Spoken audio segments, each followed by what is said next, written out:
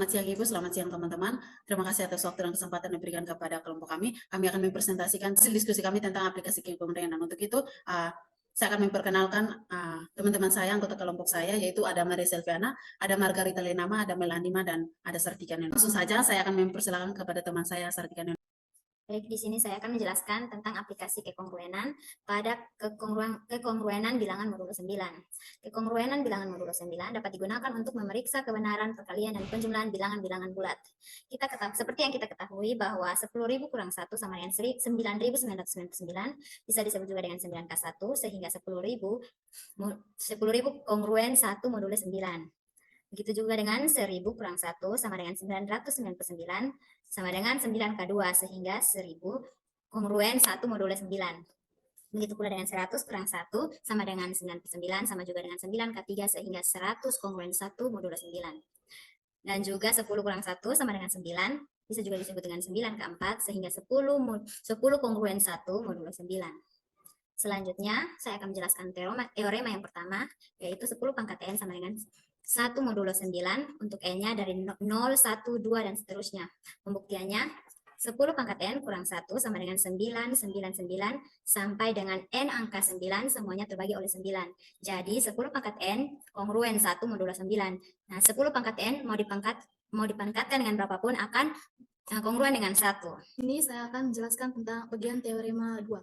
Setiap bilangan bulat kongruen modulo 9 dengan jumlah angka-angkanya.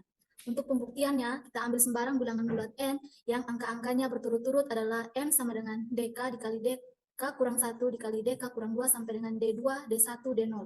Atau N sama dengan DK kali 10 pangkat K ditambah DK kurang 1 dikurang D pangkat K kurang 1 ditambah DK kurang 2 kali 10 pangkat K kurang 2 tambah sampai dengan D2 kali 10 pangkat 2 ditambah D1 kali 10 pangkat 1 ditambah D0 kali 10 pangkat 0. Dengan DI lebih kecil sama dengan 9, lebih besar sama dengan 0. Untuk I itu sendiri sama dengan 0, 1, 2 sampai dengan K, di mana DK itu tidak sama dengan 0. Menurut teorema sebelumnya, 10 pangkat N itu sama dengan 1 modulo 9, untuk N sama dengan 0, 1, 2 sampai dengan K. Sehingga N itu kongruen dengan DK dikali 1 ditambah DK kurang 1 dikali 1 ditambah DK kurang 2 dikali 1 ditambah sampai dengan D2 dikali 1 ditambah D1 dikali 1 tambah D0 dikali 1 modulo 9. Jadi N itu kongruen dengan DK ditambah DK kurang 1 ditambah DK kurang 2 ditambah sampai dengan D2 ditambah D1 ditambah D0 modulo 9. Jadi untuk bilangan bulat N kongruen modulo 9 dengan jumlah angka-angkanya. Untuk pengujian kebenaran operasi aritmatika pada bilangan bulat dengan menggunakan penerapan kekongruenan modulo 9. Yang bagian pertama yaitu penjumlahan. Teoremanya, andaikan A, B, C adalah bilangan bulat dan M bilangan asli. Jika A kongruen B modulo M dan C kongruen D modulo M, maka A ditambah C kongruen B ditambah D modulo M. Untuk pembuktiannya, A kongruen B modulo M berarti M habis membagi A kurang B. Untuk C kongruen D modulo M berarti M habis dibagi C kurang D. Selanjutnya, M habis membagi A kurang B dapat dinyatakan A kurang B sama dengan TM. M habis dibagi C kurang D dapat dinyatakan C kurang D itu sama dengan T kali M. Sehingga A ditambah C kurang B ditambah D itu sama dengan T ditambah T dikali M, atau A ditambah C itu kongruen B ditambah D dikali modulo M. Untuk ini saya akan menjelaskan contoh dari teorema tersebut, di mana 12.345 ditambah 67.890 ditambah 24.680 tambah 13.579 tambah 12.378 itu sama dengan 130.872.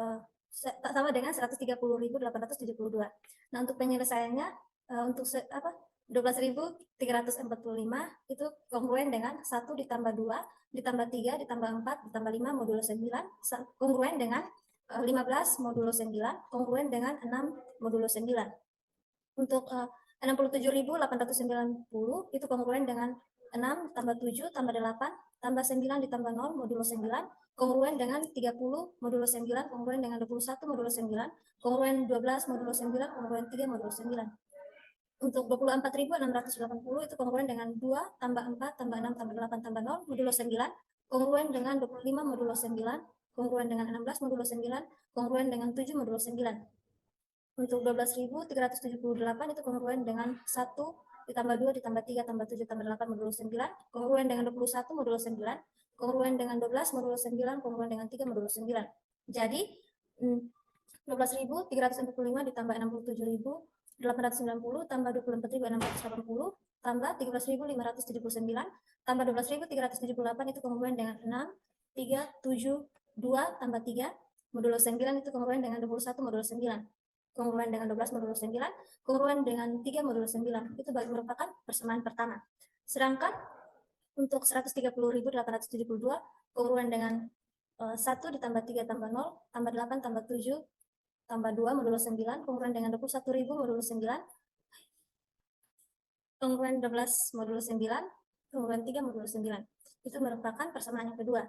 Nah, dari kekongruen persamaan pertama dan kedua ini, maka kita peroleh 12.345 tambah 67.890 tambah 24.680 tambah 13.579 tambah 12.378 itu sama dengan 130.872.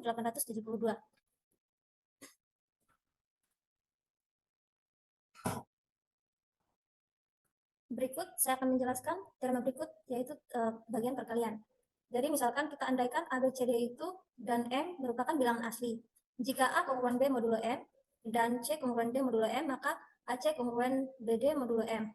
Untuk pembuktiannya bisa kita lihat pada slide, yaitu A kongruen B modulo M berarti A membagi berarti M membagi A dikurangi B. Untuk C kongruen D modulo M berarti M membagi C kurang D. Selanjutnya untuk M membagi FPB dari A kurang B dapat dinyatakan FPB A kurang B itu sama dengan TM. Jadi FPB A kurang B dikali C itu sama dengan FPB dari TM kali C, maka FPB dari AC kurang BC itu sama dengan FPB dari TC dikali M. Maka itu merupakan persamaan yang pertama. Yang berikut M membagi FPB C kurang D dapat dinyatakan dalam FPB C kurang D sama dengan TM. Berikutnya FPB C kurang D dikali B itu sama dengan FPB TM kurang kali B, maka CB dikurangi DB sama dengan FPB dari TB dikali M. Itu merupakan persamaan kedua. Dari persamaan yang pertama dan kedua dijumlahkan sehingga akan menghasilkan FPB AC kurang BC itu sama dengan FPB TC dikali M. Jadi FPB CD kurang DB itu sama dengan FPB TB dikali M ditambah FPB AC kurang BD sama dengan FPB TC tambah TB dikali M atau AC kongruen dengan BD modulo M. Baik, saya akan menjelaskan contoh dari teorema yang tadi. 12.345 dikali 67.890 itu sama dengan 83.810.250.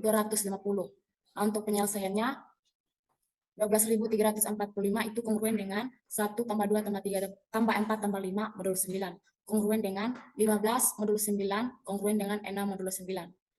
Dan 67.890 itu kongruen dengan 6 tambah 7 tambah 8 tambah 9 tambah 0 modulo 9. Itu kongruen dengan 30 modulo 9, kongruen dengan 21 modulo 9, kongruen dengan 12 modulo 9, kongruen dengan 3 modulo 9.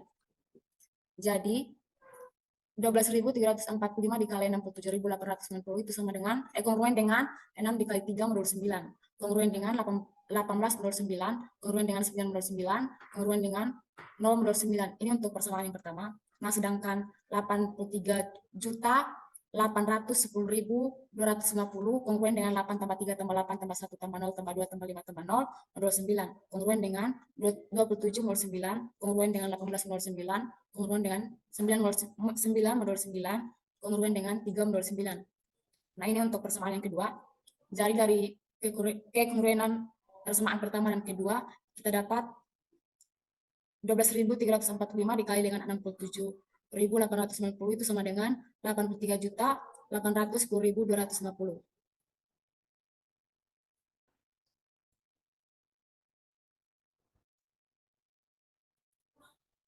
Nah, untuk teorema selanjutnya, teorema Wilson, jika P adalah bilangan prima, maka P kurang 1 faktorial itu kongruen dengan min 1 modulo P. Nah, untuk pembuktiannya, kita misalkan P sama dengan 2, jadi 2 kurang 1 faktorial itu sama dengan 1, di mana 1 faktorial kongruen dengan min 1 modulo 2.